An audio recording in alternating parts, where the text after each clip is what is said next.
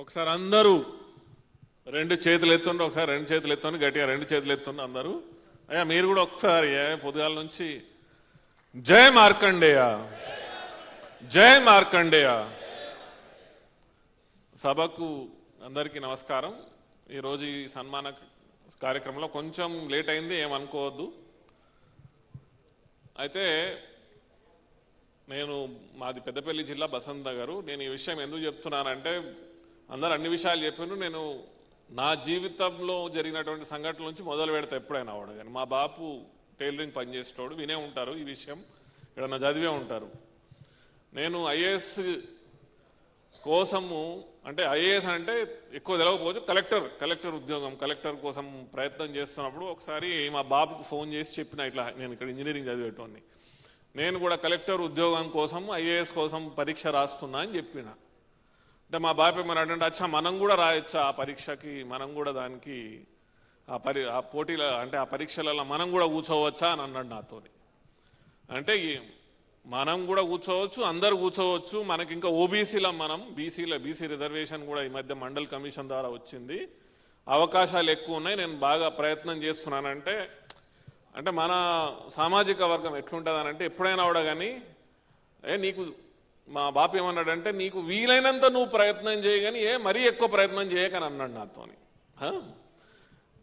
మన ఇళ్ళల్లో మనకి ఎప్పుడైనా కూడా కానీ ఈ కారం నూరి పోసి ఇగో ఇట్లా కత్తి పట్టుకొని పోయి వాడిని పొడిచిరా అని ఎప్పుడు చెప్పారు మనకి ఇంట్లల్లో. ఎప్పుడైనా కూడా కానీ వీలైతే చేయి, లేకపోతే లేదు, అయితే అయింది, లేకపోతే లేదు, ఇదే ఇట్లనే మాట్లాడతారు. సో నేను ఐఏఎస్ తెచ్చుకున్నా, కలెక్టర్నైనా, గ్రామ స్థాయి నుంచి నేను ఈ విషయం మళ్ళీ ఎందుకు చెప్తున్నా అంటే ఇంటికి పోయి మనం అందరం చెప్పుకోవాలి. ఒక గ్రామం నుంచి ఐఏఎస్గా సెలెక్ట్ అయ్యి మధ్యప్రదేశ్ అనే రాష్ట్రం అలాట్ అయిన తర్వాత ఒక 10 ఏళ్ళు ఆడ జిల్లా కలెక్టర్గా పనిచేసిన, అక్కడ సెక్రటరీగా పనిచేసిన, కమిషనర్గా పనిచేసిన, ప్రిన్సిపల్ సెక్రటరీగా పనిచేసిన, ఇప్పుడు భారత ప్రభుత్వంలో అడిషనల్ సెక్రటరీ ర్యాంక్లో ఉన్నా. అంటే ఇంకా దీనికంటే ఒకటే మిగిలింది నాకు, ఒకే ఒక ప్రమోషన్ మిగిలింది, చీఫ్ సెక్రటరీ ర్యాంక్ ఒకటే మిగిలింది. అయితే మొన్న ఈ ఢిల్లీ పోయిన తర్వాత పార్లమెంటుకు పోయినా, కొత్త పార్లమెంటుకు పోయినా. నేను కొత్త పార్లమెంటు ఫస్ట్ టైం పోయి పార్లమెంట్ లోపల మమ్మల్ని, ఎందుకంటే పెద్ద అధికారులం కదా, మాకు కూర్చోవడానికి మాకు ఒకటి గ్యాలరీ ఉంటుంది సపరేటు, పోయి ఆడ కూర్చున్నా. సో ఈ విషయం మీకు ఎందుకు చెప్తున్నానంటే, గల్లీ నుంచి ఢిల్లీ దానికా పోయినామని మనం మాట్లాడుకుంటాం కదా, మంచి గోటు చప్పర్లు కొడితే గట్టి గోటు ఉంది. ఈరోజు అంటే నేను ఒక దిగువ మధ్యతరగతి కుటుంబం నుంచి, టైలర్ కుటుంబం నుంచి వెళ్ళి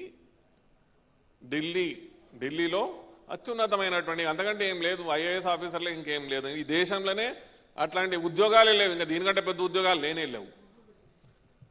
అయితే ఇక్కడ చాలామంది చెప్తున్నారు, సార్ మీరు కూడా రావాలి, రాజకీయాల్లోకి రావాలని లాగుతున్నారు, గుంజుతున్నారా లేకపోతే తోస్తున్నారా అర్థం కాలేదు. కానీ ఒకటి మాత్రం నేను మీకు చెప్పదలుచుకున్నా, నేను రాజకీయాల్లోకి వస్తానా రానా అది పక్కన పెడితే మాత్రం ఈరోజు అంటే మేము 165 ఇందాక రఘుయేడి తొలివేలు రఘు ఉన్నాడు, వెళ్ళిపోయాడు, 165 మందిని పిలిస్తే 70 మంది వచ్చిండ్రు. 70 మందికి అయితే చప్పట్లు కొట్టిండ్రు, 70 మంది తక్కువేం కాదు, 70 మంది సర్పంచ్లు వచ్చిండ్రు, మనం ఇందా లెక్కేసుకున్నాం, 70 మంది వచ్చిండ్రు. నా ఉద్దేశం ఏందనంటే, నేను ఐఏఎస్లోకి వచ్చిన తర్వాత కూడా నేను పెద్ద గొప్ప పని చేసిన నేను చెప్పుకోను, నాలాంటి ఇంకో 100 మంది ఐఏఎస్లను తయారు చేయాలనేటువంటిది నా లక్ష్యం. అది ఇప్పటిదానికా చాలా మందిని తయారు చేసుకున్నా. 2023 నుంచి ఇంకొక లక్ష్యాన్ని తీసుకున్నా. ఏంటంటే మన సామాజిక వర్గాల నుంచి ప్రాతినిధ్యం లేదు, రాజకీయ ప్రాతినిధ్యం లేదు, కాబట్టి మన సామాజిక వర్గాల నుంచి ముఖ్యంగా పద్మశాలి బీసీలు ఏదైతే ఉన్నారో ఇందులోంచి పోటీతత్వం ఉన్న వాళ్ళు, ధైర్యం చేయగలిగినటువంటి వాళ్ళు, ధైర్యం అంటే రాజకీయాల్లో ధైర్యం ఎక్కువ కావాలి. మీరు ఎట్లా సర్పంచ్లో గెలిచింది కాబట్టి మీకు మళ్ళీ చెప్తున్నా, మీరు ధైర్యం ఉన్నవాళ్ళే. కానీ చట్టసభలకు పోవాలంటే ఇంకొంచెం నెక్స్ట్ లెవెల్, అది ఇంకో నిచ్చెన ఎక్కాలన్నమాట. ధైర్యం చేయగలిగిన వాళ్ళు, ముఖ్యంగా ఈ సమాజంలో ఉన్నటువంటి ఈ ఉన్నత కులాలతోని పోటీ తత్వం ఉన్నటువంటి వాళ్ళు.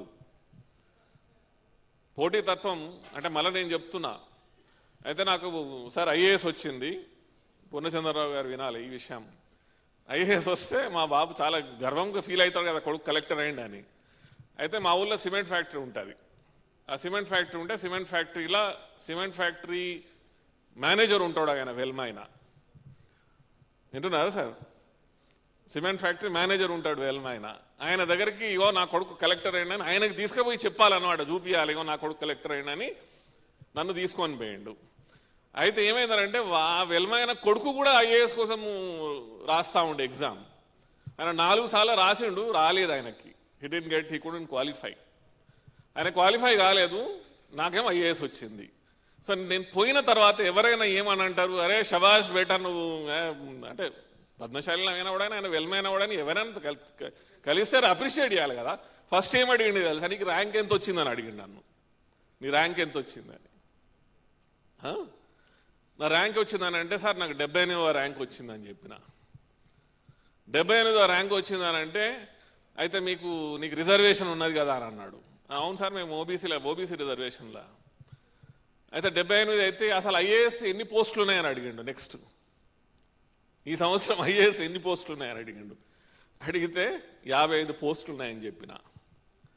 అచ్చా ఐపీఎస్ ఎన్ని ఉన్నాయని అన్నాడు. సార్ ఐపీఎస్ 40 ఉన్నాయని చెప్పిన. అచ్చా 55 40 కలిపితే ఎంత అయింది? 95 అని వేసుకున్న తర్వాత ఏమన్నాడు తెలుసా, అచ్చా నీకు 78 ర్యాంక్ వచ్చిందని అంటే నువ్వు జనరల్ అయినా కూడా నీకు ఐపీఎస్ అయితే వచ్చేదని అని అన్నాడు ఆయన ఫస్ట్. అంటే చూడండి ఎట్లా ఆలోచిస్తారు. అంటే ఫస్ట్ ఈయన రిజర్వేషన్లు వచ్చిండు, రిజర్వేషన్లు ఐఏఎస్ తెచ్చుకున్నాడు. అచ్చా వచ్చిన తర్వాత కూడా పెద్ద ర్యాంక్ వచ్చిందా, చిన్న ర్యాంక్ వచ్చిందా?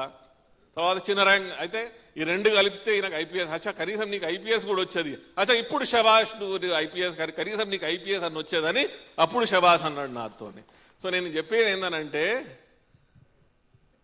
మనము ఓబీసీలమైనా కూడా కానీ అంటే మనం పోటీతత్వం ఉంటే ఎవరితో కొట్లాడాలి, ఎవరితో కొట్లాడాలి. ఇప్పుడు ఆయన కొడుకుకి అయితే రాలేదు కదా, వచ్చిందా? ఆయన కొడుకు ర్యాంకే రాలేదు, క్వాలిఫై కాలేదు.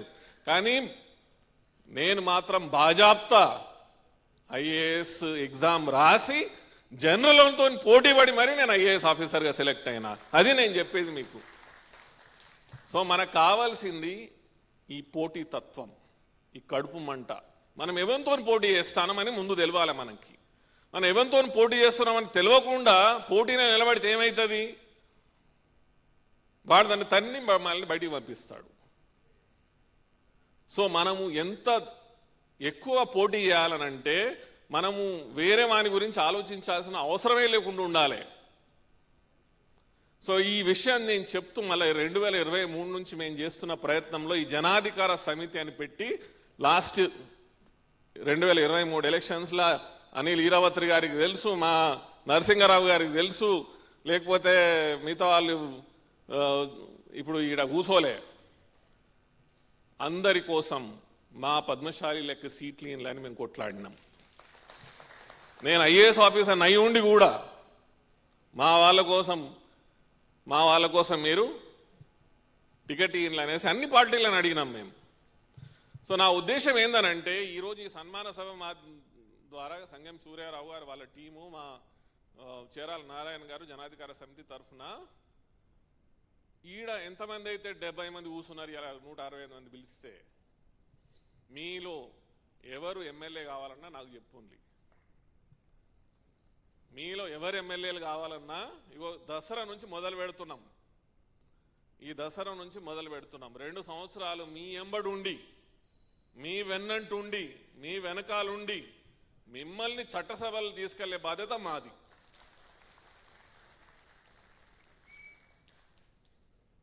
సో నేను పాలిటిక్స్కి వస్తున్నారా అనే తర్వాత సంగతి, మిమ్మల్ని మాత్రం తీసుకుపోవాలని కంకణం కట్టుకున్నాం ఇవాళ.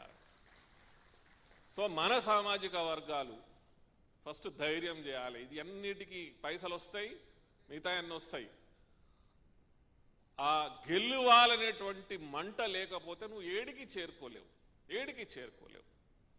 గెలుపు అనేటువంటి ఆ కడుపు మంట, గెలుపు అనేటువంటి ఆ పోటీతత్వం, గెలుపు ఎట్లయినా చేసి నేను గెలవాలి, మీరు ఎట్లా గెలిచింది ఇప్పుడు సర్పంచ్గా, నెక్స్ట్ లెవెల్కి ఎట్లా పోవాలి అనేటువంటి తత్వం లేకపోతే ఏడికి పోలేము. ఈరోజు నేను ఐఏఎస్ ఆఫీసర్గా నేను మళ్ళీ చెప్తున్నా, నాకు చాలామంది ఐఏఎస్ చదువుతేటప్పుడు కొంతమంది దగ్గర పోతాం కదా సార్, నేను ఇట్లా ఐఏఎస్ ప్రిపేర్ అవుతున్నా, ఇగో ఏం చదవాలని అంటే నీ వల్ల కాదు. సో నన్ను ఎవడెవడైతే నువ్వు ఐఏఎస్ ఆఫీసర్ కావు అని అన్నాడో, నేను ఐఏఎస్ వచ్చిన తర్వాత వారి ఇంటికి పోయి మరీ చెప్పొచ్చినా ఇగో నేను ఐఏఎస్ ఆఫీసర్ అయినానని. మిమ్మల్ని కూడా ఎవడన్నా అన్నాడు అనుకో, నువ్వు ఎమ్మెల్యే అవుతానని ఎవడన్నా అంటే పరాష్కాలు ఆడుతున్నాడని మిమ్మల్ని ఏమన్నా మాట అని అంటే, రేపు ఎమ్మెల్యే అయి వాని ఇంటికి పోయి ఖచ్చితంగా వానికి చెప్పిరా, నేను ఎమ్మెల్యే అయినా, నువ్వు చేయబట్టే నేను ఎమ్మెల్యే అయినా. సో ఈరోజు చట్టసభలలో మొన్న పార్లమెంట్లో కూర్చున్నప్పుడు నాకు ఉన్నటువంటి కళ ఏందనంటే, నా సామాజిక వర్గాల నుంచి, నా బీసీల నుంచి ఆ కూర్చున్నటువంటి 543 మందిలో కనీసం 300-400 మంది మన బీసీలు ఓబీసీలు ఆడబోయి చట్టసభలలో కూర్చోవాలి, ఆ పార్లమెంట్లో కూర్చోవాలి, ఈ అసెంబ్లీలలో కూర్చోవాలి. అయితే పుస్తకం రాసిన దాంట్లో ఎందుకు రాస్తున్నా పుస్తకాలు ఎందుకు రాస్తున్నా? అయ్యో నేను చదువుకున్నాను, ఈ చదువుతో పాటు సమాజాన్ని కూడా చదువుతున్నాం మేము.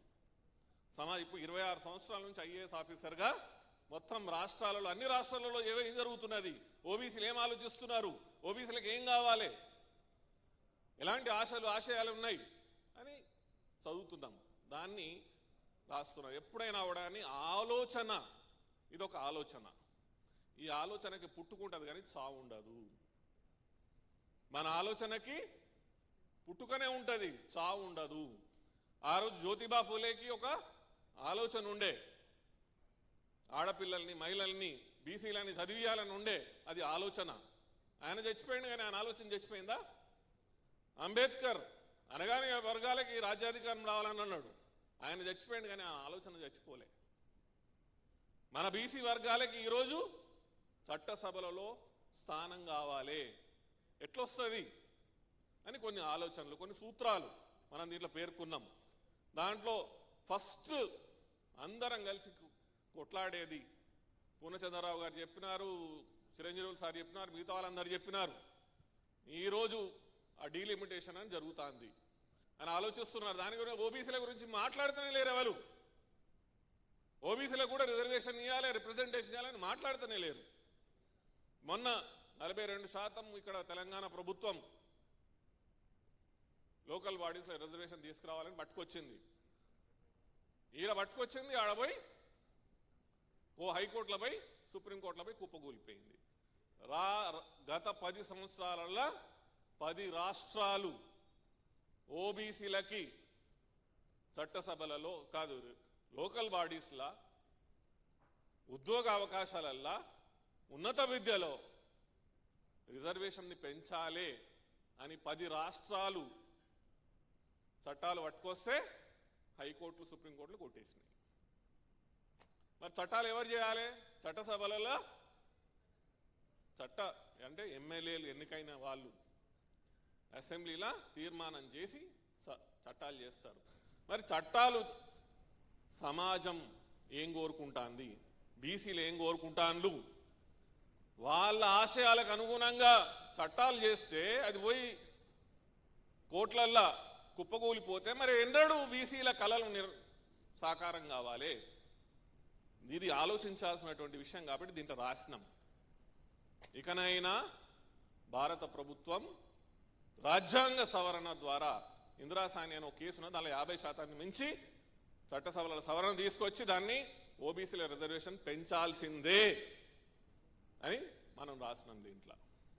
అదేవిధంగా ఈరోజు డీలిమిటేషన్ ఏదైతే జరుగుతున్నదో దీంట్లో మీరు 1/3 3వ వంతు బీసీలకి రిజర్వేషన్ కల్పింది, లేదా ఇంకో కొత్త ఫార్ములా ఏం చెప్తున్నామంటే ద్విసభ్య, అంటే ఒక ఎమ్మెల్యే స్థానంలో ఏ రాష్ట్రంలో ఎంతమంది బీసీలు ఉన్నారో దానికి అనుగుణంగా తెలంగాణలో 52% ఉన్నారు, కేవలం హిందూ బీసీలే.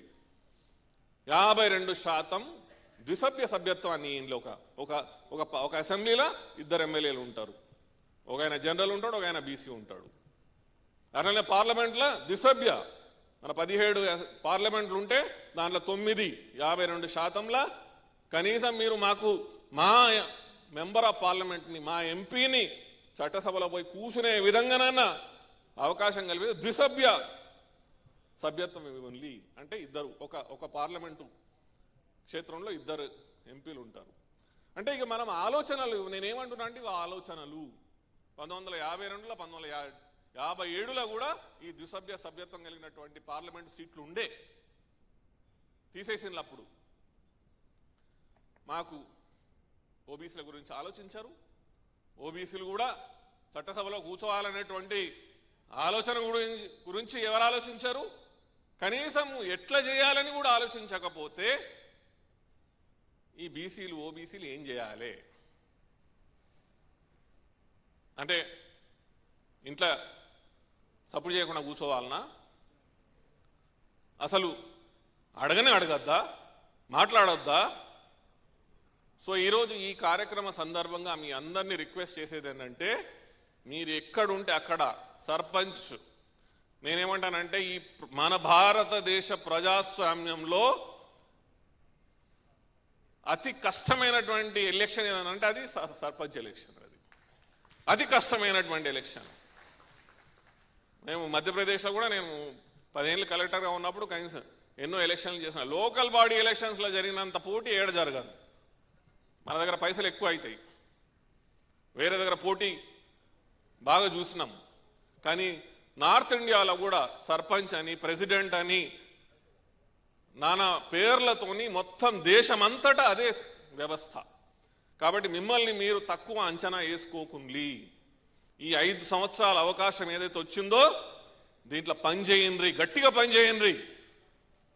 ఈ రోజు నుంచే కలలు కనులే నేను పోయి చట్టసభలలో కూర్చోవాలి. నేను ఒక సర్పంచ్ నుంచి మొదలుపెట్టి అండ్ మీకు చెప్తున్నా, మంచి పొలిటీషియన్స్ ఎక్కడి నుంచి తయారవుతారనంటే ప్రజాప్రతినిధులు, మంచి ప్రజాప్రతినిధులు ఈ రోజు కూడా ఏ నుంచి మొదలుపెట్టిందంటే సర్పంచ్గా మొదలుపెట్టిండ్రు. సర్పంచ్గా మొదలుపెట్టి పార్లమెంట్ దానికి పోయి మంత్రులు, కేంద్ర మంత్రులు, ముఖ్యమంత్రులు అయినటువంటి వాళ్ళు చాలామంది ఉన్నారు. సో మీ అందరికీ నేను రిక్వెస్ట్ చేసేది, ఈ అవకాశాన్ని వదులుకోకుండి. ఇక్కడ నుంచి నెక్స్ట్ మెట్టు ఎట్లెక్కాలి, చట్టసభలకి ఎట్లా పోవాలి అనే దాని గురించి ఆలోచించండి. మీ దాంట్లో అయితే ఎవరైతే చట్టసభలకు పోవాలనుకుంటారో పేర్లు మాకు పంపించండి. మా జనాధికార సమితికి పంపిస్తే మిమ్మల్ని చట్టసభలకు పోయే విధంగా మీ వెన్నంటుండి మిమ్మల్ని తయారు చేసే బాధ్యత మాది. సో నా ఉద్దేశం, మన సామాజిక వర్గాలు చట్టసభలకు పోవాలి, మంత్రులు కావాలి, ముఖ్యమంత్రులు కావాలి. బీసీ, తెలంగాణలో బీసీ ముఖ్యమంత్రి కావాల్సిందే. ఆ సమయం ఆసన్నమైనది, ఎవ్వరు ఆపలేరు. మీరు అయితనని నిర్ణయించుకుంటారా, లేకపోతే ఇంకెవరన్నా అయితనని నిర్ణయించుకుంటారా? ఇదే తేడా. కానీ ఇక ఎవ్వరు ఆపేటటువంటి ప్రసక్తే లేదు. ఆ స్థాయికి మనం చేరుకుంటున్నాం. కాబట్టి ఈరోజు మనం మరొకసారి కొండా లక్ష్మణ్ బాపూజీని స్మరించుకుంటూ ఈ కార్యక్రమ సందర్భంగా ప్రత్యక్షంగా పరోక్షంగా చాలామంది దీనికి తోడ్పడినారు. అందరికీ పేరు పేరున ధన్యవాదాలు తెలియజేసుకుంటూ మరొకసారి జై పద్మశాలి, ఒకసారి గట్టిగా అనండి, జై Padmashali. Thank you sir, thank you so much. So మీ అందరికీ కూడా థ్యాంక్ యూ సో మచ్, ఇంత పేషెన్స్తో ఇంతసేపు వెయిట్ చేశారు. అండ్ ఇంకోటి, ఇలా